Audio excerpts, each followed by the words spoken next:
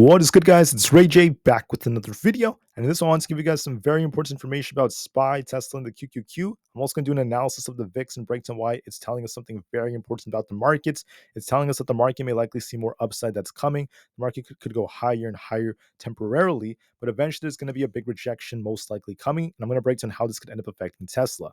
But before I begin the devil's information, before I talk about the connection between Tesla and the markets, what this is all telling us and what you should be watching for moving forward, let me just mention a couple of things. I am firstly not a financial planner, so take nothing I say as financial advice.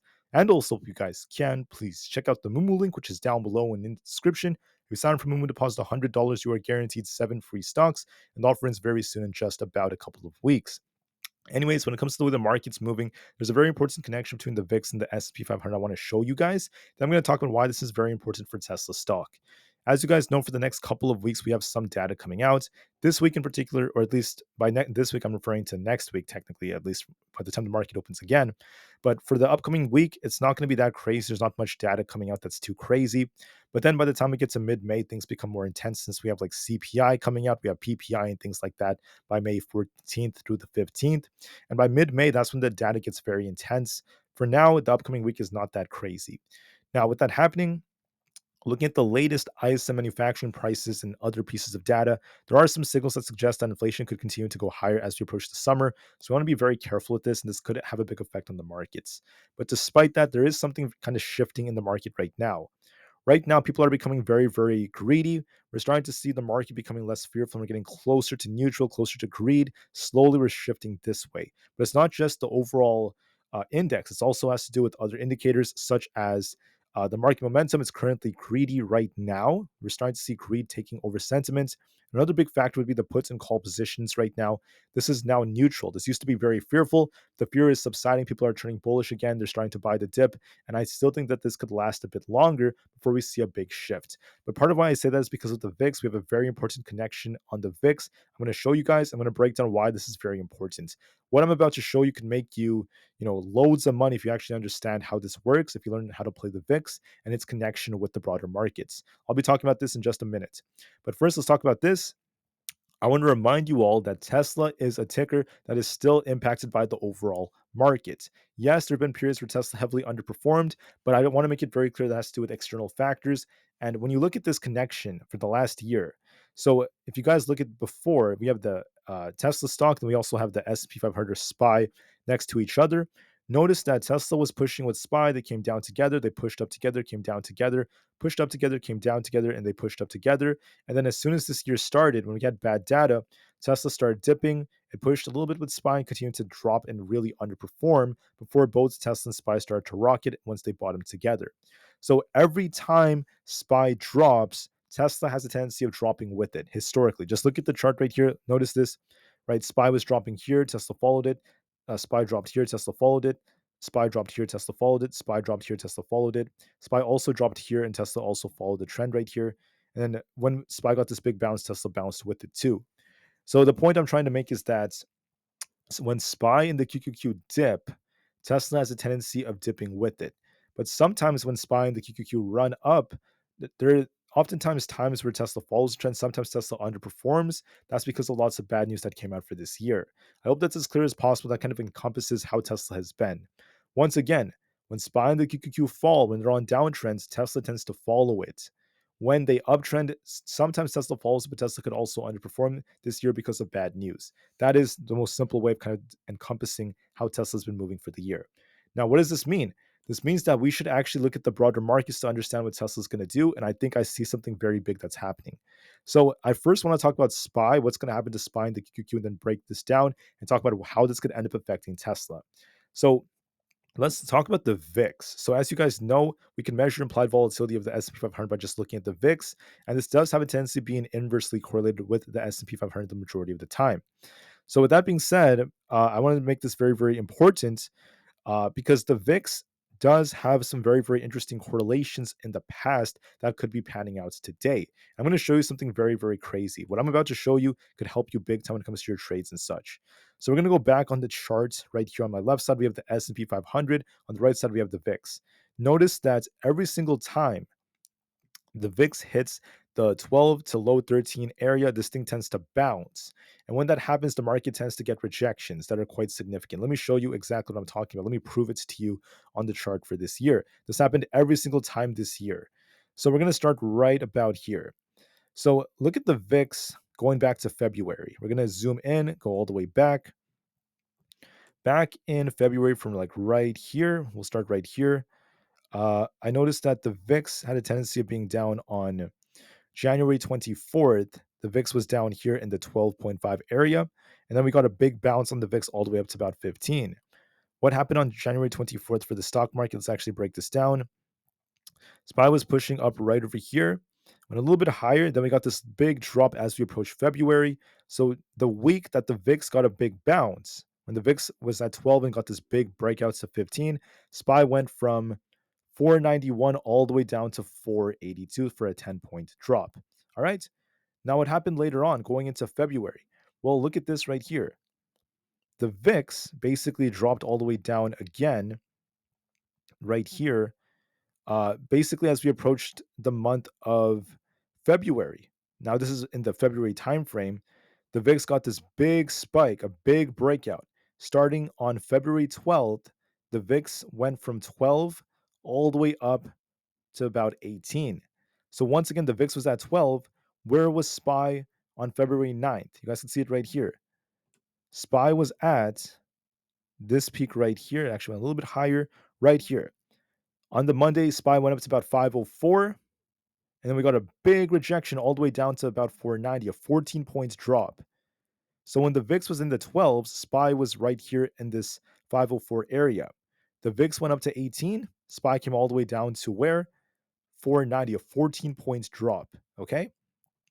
Look at this right here. The next time the VIX came all the way down to the 13, the very low 13s. This was on March 1st.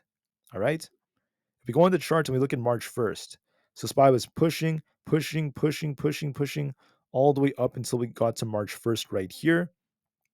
SPY was at 514, and we got a big rug pull all the way down to about 504, a 10 points drop on SPY. From March 1st, going all the way down to about March 5th, SPY got a 10 points drop. And notice that when we go to March 1st, the VIX was at 13 and went all the way up to about 16 over the past 11 days.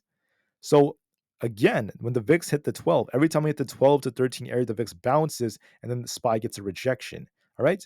So notice it again. We're going to go a little bit further into the chart. This is where we got a big bounce. And notice this right here.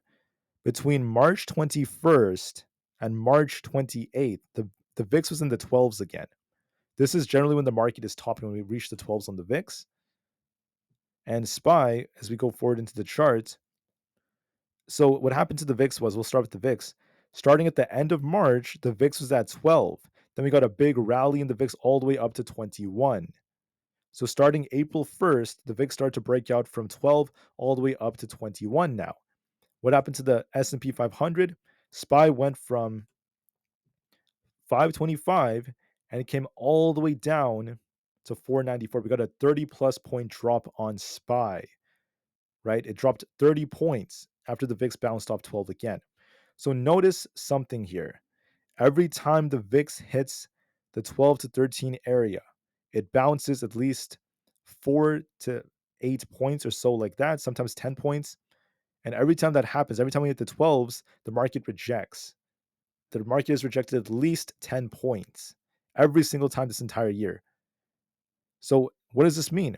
What does this have to do with anything? Let me show you. When you look at the chart right now, let's go into the modern day time. The VIX is dropping. We have it right here. The VIX is dropping. On the right side, the VIX is dropping. On the left side, the S&P 500 is pushing. The market is pushing upwards. Okay. Well, the VIX has this gap to fill all the way down here towards 13. Okay, let's say we fill the gap. Why? That means the market's going to push a little bit higher. I think that SPY is going to be testing resistance at 512. If that breaks, watch 515, 518, and 520. Okay, so we could go a little bit higher. So what? Here's the thing. The VIX is approaching 13 again. It's going to likely come all the way down here as SPY tries to push higher. And then we're going to be hitting the 12s again. That 12 to 13 range is key because every time the VIX has hit this, the market rejected. See this every single time this entire year. You guys could look at the chart if you don't believe me. What does this mean? This means that the VIX may drop a little bit. The S&P 500, the market may push a little bit higher. SPY could go to 515, 518. Who knows how high it's going to go? It's going to likely go higher. But then the VIX is then going to bounce. We're going to get a big bounce on the VIX. The VIX is going to do this. Let me draw this out for you. So what's going to likely happen is, let me find my path. I was kind of looking for that. The VIX is going to come down like this into the 12s again. It could shuffle for a week. Sometimes it could take a few days. Sometimes it takes a week. And then we're going to get a breakout like this again. Okay. So what is SPY going to do? This is actually very tricky to tell exactly how high it's going to go. What I see is this. Let me show you this. I'm going to pull out a Fibonacci retracement chart just like this. And what you'll see is we're getting very close to our 0.618 retracement. We're also approaching our 0.786 retracement just under 519. So what SPY is going to likely do is this. I don't know where it's going to peak. It could go a little higher. Maybe we go up to about 515, maybe a little bit higher. Who knows how high it's going to go? Maybe it goes up to 515, maybe it goes up to 520. Who knows? Somewhere between 515 and 520 is going to go. And then we're going to get a big rejection all the way back down like this quite easily. That's what's going to happen. A little pop and drop like move is going to happen this month. We could even come all the way down, to fill this gap down here. We're going to at least get a 10-point rejection most likely. The VIX is going to dip a bit, hitting our key support. Every time we hit the support on the VIX, it bounces. Every time we hit the 12 to 13 area, it bounces. It breaks out at least 5 points. SPY is going to push a little bit higher, then we get a rejection going into like the next few weeks. That's what I see happening as the most likely possibility. The extent of the rejection is to be determined. The extent of the pump is going to be determined too. But this is what I do see coming. It depends on our key Fibonacci retracement areas, but SPY is going to likely do this. Okay. So with that being in mind, you guys have to remember that the QQQ and SPY move almost the same as well. Look at the QQQ next to SPY. If I were to delete all of this, this is SPY, and then this is the QQQ. Look at the charts. They look identical, right? Look at how they had these rallies that were coming, got these double top leg structures on SPY, double top leg structure on the QQQ. They came down together, they pumped together. Look at the last few weeks. This is like super easy to identify. Check this out, guys. Look at the last few weeks on the QQQ on the right. Look at SPY on the left. They move in unison almost, right? They move very similarly. So when I say things about how SPY is going to likely do this, right? We got our key Fibonacci retracement area. I can't predict the exact top perfectly, guys. I'm gonna have to watch it in real time. But let me just say that when you have SPY doing this, you could do the same thing to the QQQ. Okay, so there's a heavy correlation between these stocks, and then when you look at this from a Fibonacci standpoint, we can actually take out our key retracement area right about here. It's not going to be perfect, guys. I'm not going to make this perfect, but it's going to be close enough.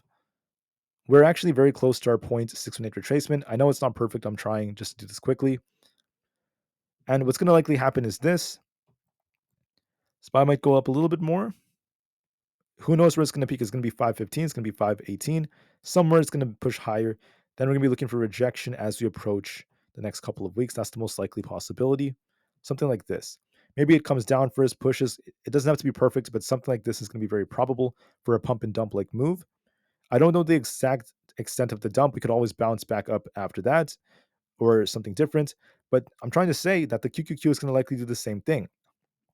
It depends if we could break 436.5 to 437. If we break that, if we could break 436.5 or so, we're going to be looking for 439 and eventually 440, this 440 range. And then we could get a big rejection here on the QQQ as well. Before we could bounce like this. We could go even lower. We're yet to determine this move. I'm not going to focus too much on if we crash or not. I'm just focusing on the possibility of us getting like a 10-point pullback once we get our rejection. Okay. So the QQQ is going to do the same thing. Most likely, yes. Look at how correlated these charts are. Why does any of this matter? The reason this matters is because the broader markets follow a very similar trend, and the majority of stocks do tend to make very similar moves. That means Tesla is going to likely do the same thing. So Tesla has this range here. I know my lines don't show right now, but remember this range on Tesla. We have an inverse head and shoulders. If Tesla were to push with SPY, remember how I said SPY could push a little bit higher to that, these higher levels. I'm going to calculate this later on, but something like this could happen to SPY. What is Tesla going to do? And I showed you guys this already.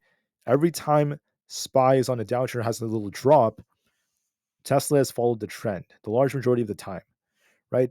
Right here, they drop together, they drop together, they drop together, they drop together. This year, Tesla was heavily underperforming while SPY was going up, but then SPY started dipping, Tesla followed the trend, SPY bounced, Tesla followed the trend, SPY came down a little bit and then bounced. That's exactly what Tesla's been doing. You guys see that? Right? It's a very, very similar trend right here. Look at how they both have kind of like inverse head and shoulders like structures. So like if you look at the 4-hour chart, I know the 4-hour is kind of different for them, but right here you guys could see these charts came down together. If you look at like Thursday, right here, they came down together, they rebounded a bit. They have similar correlations.